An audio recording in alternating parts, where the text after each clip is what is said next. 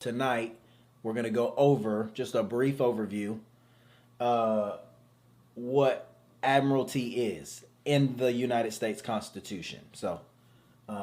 Yeah, so that's what we talked about yesterday. Today, let's see if I don't butcher it again. And y'all can share this live, by the way. I seen a scammer on the internet talking to 170 people, and they don't show my stuff to nobody. So unless you share it, it don't get out. All right. Let's see here. So we're going to talk about Admiralty. This is just a backdrop for me. If you can read it, great. If you can't, sorry. It's more for me. All right. Let's see where I want to start. So let's go to the Constitution. We'll start there. So the Constitution is broken into three parts primarily. So you got the first part, which is the legislative branch. They write statutes related to federal things, right? Then you have the second one. You have the executive branch, which is related to executing these statutes that Congress would write. So you have the presidency, then you have the military, and then you have some aspect of law enforcement. And then you have the third branch of government, which is the judiciary. And as I stated earlier, the judiciary has certain types of cases that they can hear. So I'll read that just to give a little backdrop. They said judicial power of the United States shall be vested in one Supreme Court and then such inferior courts as Congress may from time to time ordain and establish. I may do it tomorrow, but I'm going to go over inferior courts so that that is properly understood. Most of the courts that we deal with in America are inferior courts, and we need to have a right definition of that. So I'll probably go over that tomorrow. If not, I'll go over what money is in the Constitution. So either one of those. But I'll probably do inferior courts tomorrow. So Article 3, Section 1 of the United States Constitution says that judicial power of the United States shall be vested in one Supreme Court and then in such inferior courts as Congress may from time to time ordain and establish. So, real quick, who establishes inferior courts? Congress does, all right? And then they go to Section 2. Section 2 says judicial power shall extend to all cases, whether superior or inferior, to these types of issues. They say law, they say equity, they say arising under this Constitution, arising or laws under the United States, treaties which shall be made under their authority, or to all cases affecting ambassadors, public ministers, consuls. Then they say to all cases of admiralty and maritime jurisdiction.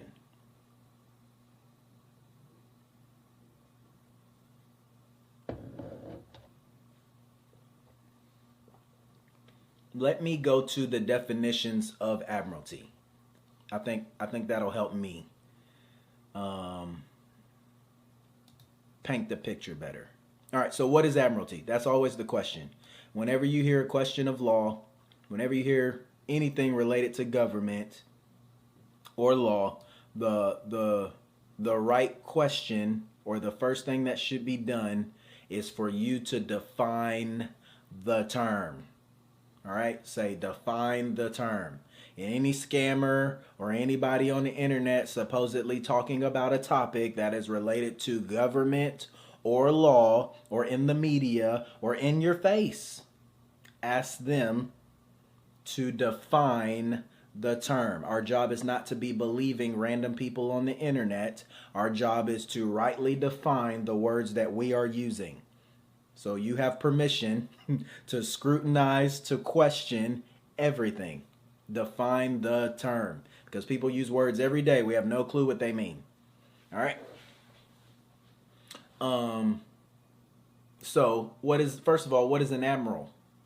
Actually, I had that. Maybe I'll go to yeah, an admiral. Okay, here we go. So this is a dictionary from the 1800s, the early 1800s. They say an admiral is an officer. In some countries, it is the commander-in-chief of the naval forces. They say this office does not exist in the United States. All right, so this is very important. All right, so what is an admiral? An admiral is an officer in some countries, and it is the chief or the commander in chief of naval forces. All right, so that is, they say this office called an admiral does not exist in the United States. All right, now what is Admiralty? And I keep hearing people on the internet say Admiralty. That's not a word. That's not a, there's no extra I in there. There's one I. Admiralty, not Admiralty. I don't know why people keep saying that. But Admiralty is the name of a jurisdiction. This is the first thing they tell you about Admiralty. They say Admiralty, as it relates to the United States Constitution, is a jurisdiction. I mean, it says it's a jurisdiction. It says to all cases of admiralty and maritime jurisdiction, right? So they say admiralty is the name of a jurisdiction. Okay, well, what is a jurisdiction? Because we don't rightly define that either. On TV, they want you to think jurisdiction is what a police officer has. That ain't got nothing to do with him. That word never applied to somebody with a badge and handcuffs. If you go from South Carolina to North Carolina, the state trooper don't have jurisdiction. Well, that's not what the word means. What is jurisdiction? Jurisdiction is the power of the courts to hear and decide a case. People say all the time, oh, brother, they don't have jurisdiction, so I'm just going to challenge jurisdiction. Yeah, but we don't know what jurisdiction is. Jurisdiction is the power of the courts to hear and decide a case. So the question really is, well, how do they create cases? But that's another topic for another day. Because people say, oh, brother, I'm just going to, when I get in court. When you get in court, well, how did you end up in court? Because if they didn't have jurisdiction, you wouldn't have been up in there. Uh-oh, I don't want to get in trouble too early. So the question is, how do they create cases? Not if they had jurisdiction. If they didn't have jurisdiction, you wouldn't be in there. All right. Admiralty is the name of a jurisdiction which takes cognizance of lawsuits or actions in law arising in consequence to acts done upon or related to the sea. So they say these things can be done on the sea, right? You Google Admiralty, they say it's the law of the sea. But they said, it can be done on the sea, or it can be done relating to the sea. So you may not ever have been on the sea, but you may be subject to Admiralty jurisdiction because of your participation in acts related to the sea.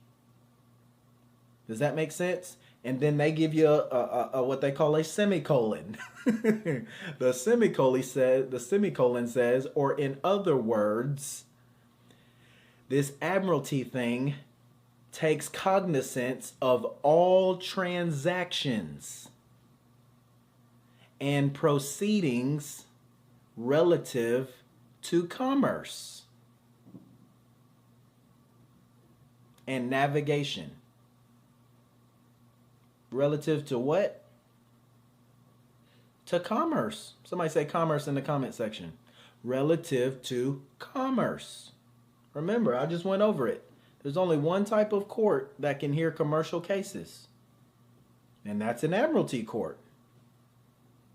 Okay, so we know if we participate in commerce, there's only one type of court that can hear issues related to commerce, either in making a claim or violating something related to it. All right, there's only one type of court in all the world. If you go to another country and you participate in commerce, okay, well, there's only one type of court that can hear that, right? Commerce is not a new term. Admiralty is not a new term, right? So we got to go back to the past to see what it really means, right? We can't just listen to Jordan Maxwell on the internet, right? We got to go to the actual thing that it is dealing with. So they said, okay, well, admiralty is the name of a jurisdiction which takes cognizance of suits or actions which arise in consequence of acts of all transactions and proceedings relative to commerce. Let me see. They say, what else they got? They say, in great maritime nations of Europe, the term admiralty jurisdiction is uniformly applied to courts exercising jurisdiction over maritime contracts and concerns. All right, let me go to another definition. All right. This is Black's Law first. This is the first Black's Law. They define admiral again, so we have to define admiral, right? This one says that admiral, the term admiral, is relative to European law. Remember, the first one we just read said they don't have no such thing as an admiral in the United States, and they're talking about federal things. So they say an admiral is a European term. They said it is an officer who presided over the Admiralties. And then they say in English law, because when you study the Constitution, you're going to have to interpret it how they did in England. Why? Because the Constitution can't be interpreted without reference to the common law of England. So in order for you to understand the terms in the Constitution and why they would have put certain things in there, well, you're going to have to go to ancient England to understand why they did that. And if you don't understand why the common law of England would be significant to understanding the Constitution, well, then you got to go read the Declaration of Independence, because the Declaration of Independence says that the government wasn't obeying English laws, and that's the thing the people wanted, and as a result they started their own country so that they can keep the thing that they were trying to take away from them, which was the common law of England, right? So they say an admiral in English law is a magistrate. And the magistrate has the power to hear all cases belonging to the sea. All right, very important. They said, what is an admiral? An admiral is a magistrate. Somebody say an admiral is a magistrate. They didn't say he was a judge. They said he was a magistrate. All right, and a magistrate has the power to hear all cases belonging to the sea. All right? That's what a magistrate is. What is an admiralties? Because this is Latin. So they say admiralties is admiralty or the admiralty or the court of admiralty. They say in European law, it is an association of private, there's that commercial, private armed vessels for mutual protection and defense against pirates and enemies.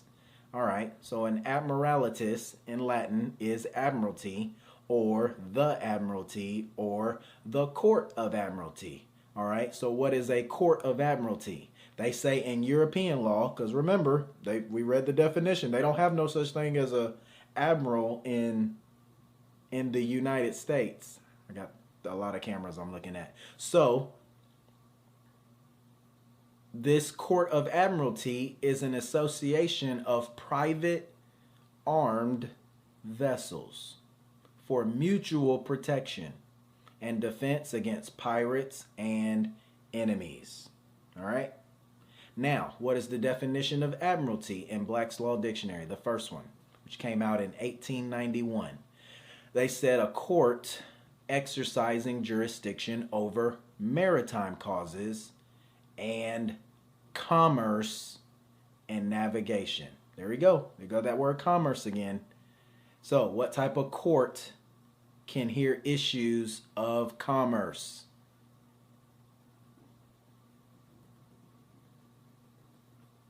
Admiralty.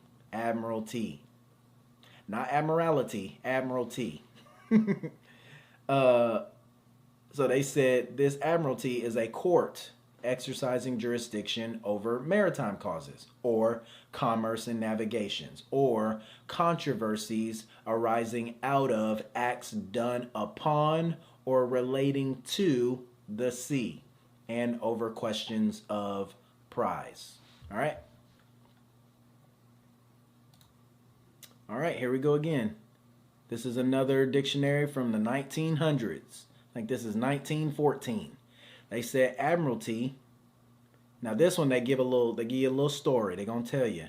They said on the revival of commerce. So this is the definition of Admiralty in a dictionary from the 1900s. And they say a court over maritime causes and criminal and civil. Then they got a little story they want to tell you, and a little encyclopedia. They said on the revival of commerce. Okay, well this Admiralty thing, they keep throwing that word in there. They said on the revival of commerce after the fall of the Western Empire and the conquest and settlement by the barbarians. Uh-oh, say the bar. Don't say it, you're going to get in trouble.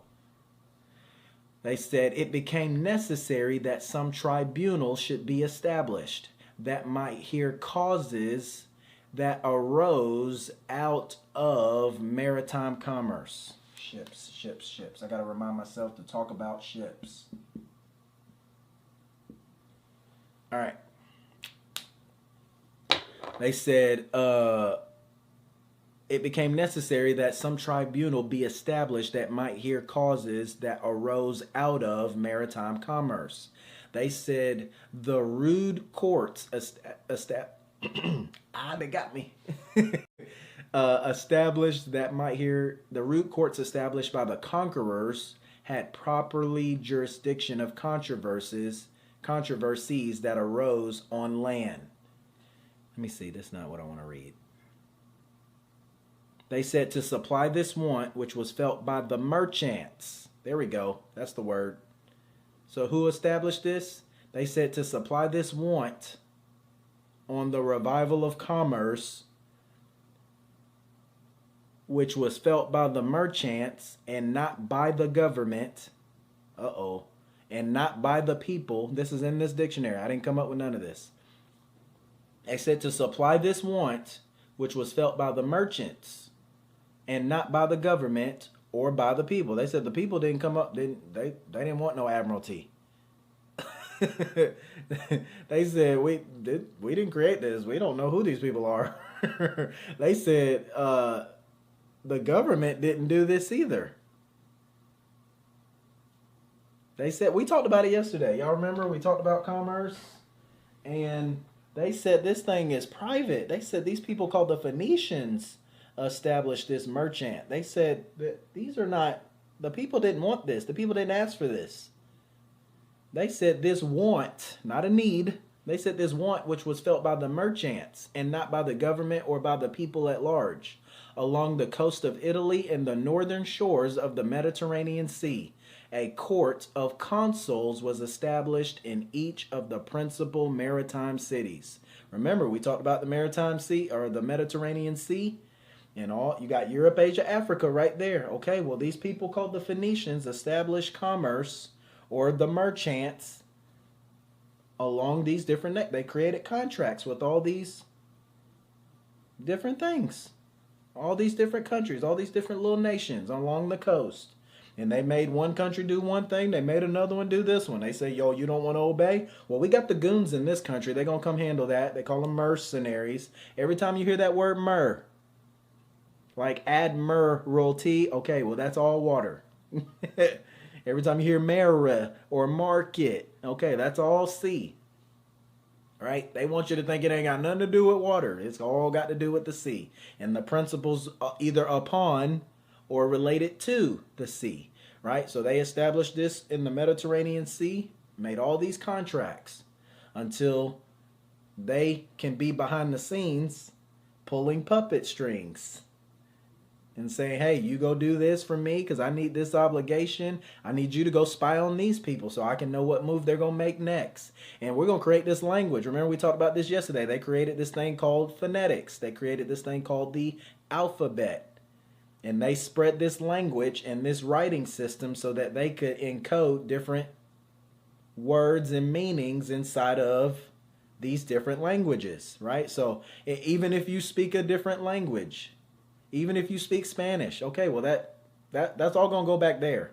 Even if you, the new English that we speak, because remember I told you the Anglo-Saxons prior to William the Conqueror spoke a different type of English than the English we speak today. When William the Conqueror came in ancient England, he changed the language of the courts and then ultimately changed the language of what we now know to be English, right? So we don't speak the same English that, so that you, it, what I'm trying to say is if it can be Google translated, okay, well, it all arrives back from the alphabet, which these people called the Phoenicians are called.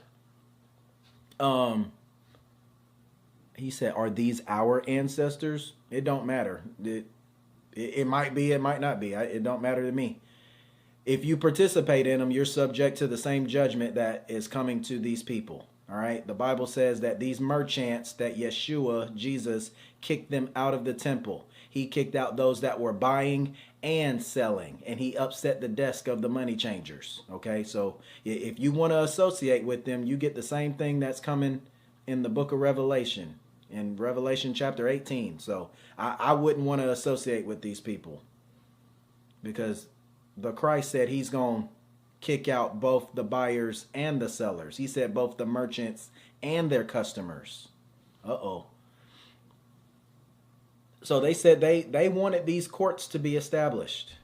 They said this to supply this want which was felt by the merchants and not by the government or the people at large. On the coast of Italy, northern shores of the Mediterranean, a court of consuls was established in each of the principal maritime cities.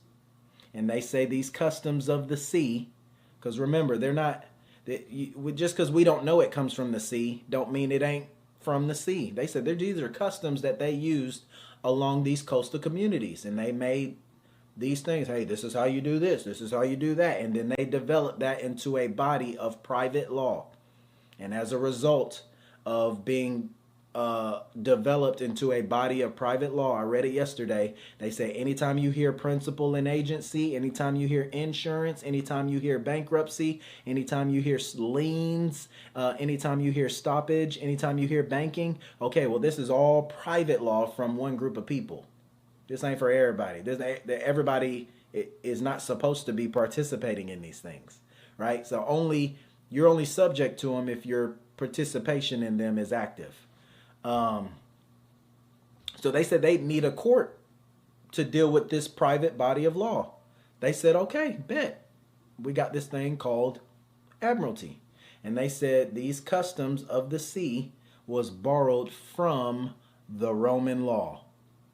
And then they said a copy of which had been discovered in, I don't know how to say that word, Almafa, something. And they said the usage and trade and practice of the sea were collected from time to time over the years, over the centuries, over the generations, and then they published it under a name called the Consulado del Mare. That's an ancient law book. You can probably find it. You probably can't read it, but you can find it. But they've translated it and they've infused it into what we now know to be commercial law. All right. And there's only one type of court that can hear commercial law. What type of court? An Admiralty court. All right. And what do they use? They use the principles of the Roman law. All right. So that is another definition of Admiralty law, or Admiralty. Admiralty is a type of court. All right. Here's another dictionary. They say, again, an Admiralty court. They never tell you what it is in the first sentence. You gotta keep reading, because if you say, "Oh, well, that's all it is," see, an attorney will only tell you the first sentence. It's a court which has a very extensive jurisdiction of maritime causes, so that means they only do it on water. No, that's not what that means. You got to keep reading. They say Admiralty is a court which has a very extensive jurisdiction of maritime causes and civil and criminal controversies relating to the sea, right? That don't mean nothing. They say in the next paragraph that it is properly the successor of the consular courts, which were emphatically the courts of merchants and seagoing persons. Remember, the word merchant, the word commerce or commerce, or the word commercial, it's all the same word. It all means sea. And there's only one type of court that can hear issues of commerce. Admiralty. All right, so they say that really what Admiralty is the successor of consular courts, which were emphatically the courts of merchants. See, they tell you, they don't tell you initially. They want you to not pay attention to that part. They say, oh yeah, way back in the day, way back in the day. Like they don't do it today. They be like, oh yeah, that's how they did that way back in the day. Okay, well, is there such thing as commerce today? Okay, yeah, that's the same shit. It's the same thing. All right. It didn't go nowhere. They just changed names. Remember, I told you I'm not gonna flip it around again, but they used to call them Canaanites, and the Canaanites were hated. They were so hated they had to change their name. They changed their name to Phoenicians, all right? And then the Phoenicians, over time, they said, oh, well, we kind of mastering this thing now. Well, let's go hide in the background and we'll use this thing called merchant. And now we use words commerce, or really, like I said yesterday, anytime you hear the words of banking, any of the language of banking, any of the language of the principal and agency, any of the language of insurance and stoppage and carriage and all of these different subjects of law, what they call business law or commercial law. Okay, well, this is all, it all comes back from one group of people. All right, what else? Yada, yada, yada. They say this Admiralty thing, which was, they are the courts of merchants. That's a great definition. I need to make sure I remember that. The courts of merchants. Somebody say that. The courts of merchants and seagoing persons. Excuse me.